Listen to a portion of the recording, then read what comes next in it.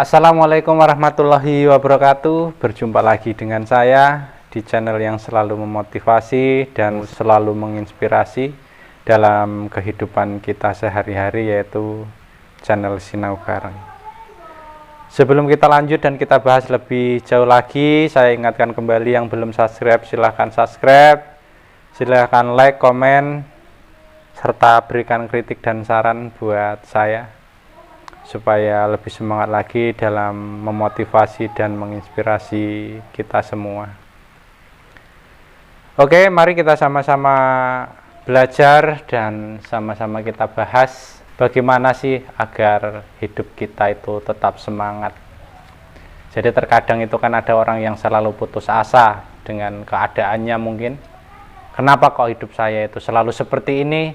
Kenapa kok hidup saya itu hanya seperti ini, dan seperti ini. Jadi kadang kan ada orang yang putus asa, patah semangat, dan frustasi gitu. Jadi mari kita sama-sama belajar bagaimana mengatasinya, ya setidaknya sedikit mengurangi gitu.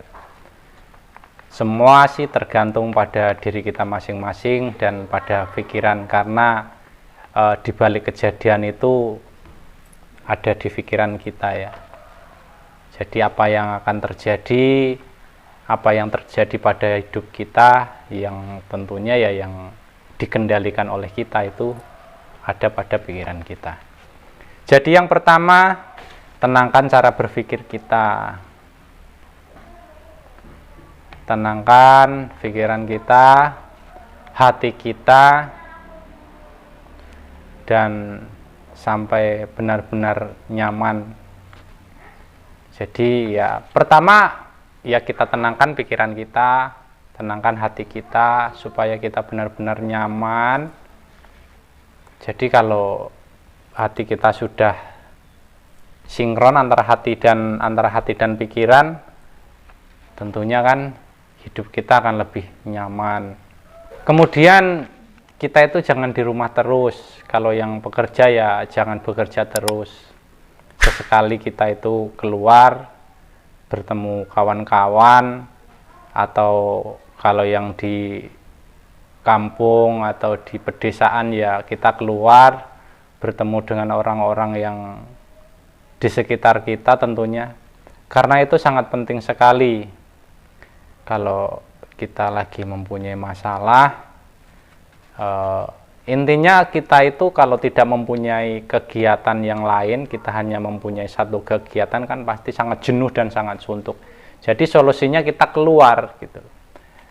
Kita keluar, setidaknya kita bertemu kawan-kawan kita, atau ya setidaknya kita bergaul dengan orang lain gitu loh, untuk menenangkan pikiran kita. Karena dengan sedikit cerita saja nanti beban kita itu sudah berkurang. Kemudian selalu berpikir yang positif supaya hati kita bisa berdamai dengan pikiran kita. Ya, kita itu berpikir yang positif.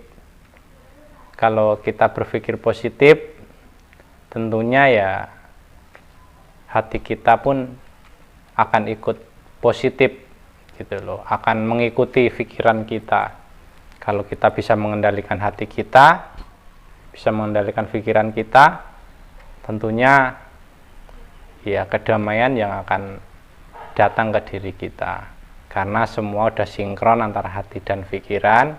Tapi kalau kita mengikuti hati, ya mengikuti pikiran, hati kita mengikuti pikiran kita ya sulit, karena pikiran orang itu berapa detik berubah, berapa menit sudah berubah-ubah.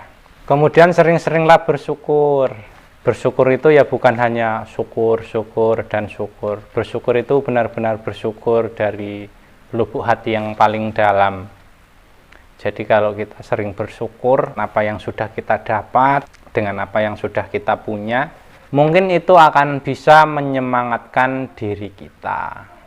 Jadi sering-seringlah kita bersyukur.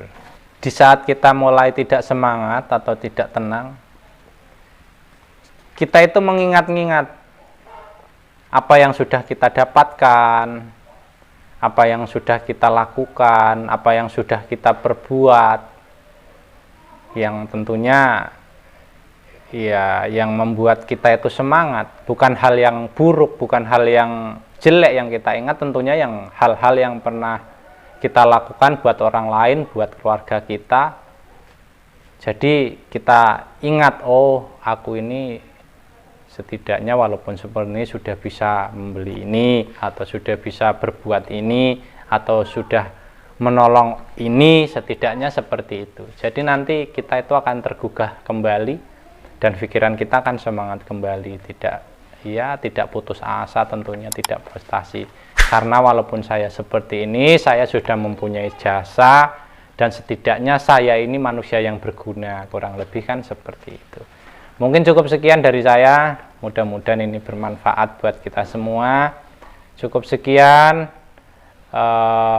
saya ingatkan yang belum subscribe silahkan subscribe, silahkan like, silahkan komen, berikan kritik dan sarannya buat saya supaya saya lebih semangat lagi. Cukup sekian dari saya, wassalamualaikum warahmatullahi wabarakatuh, dan tetap semangat.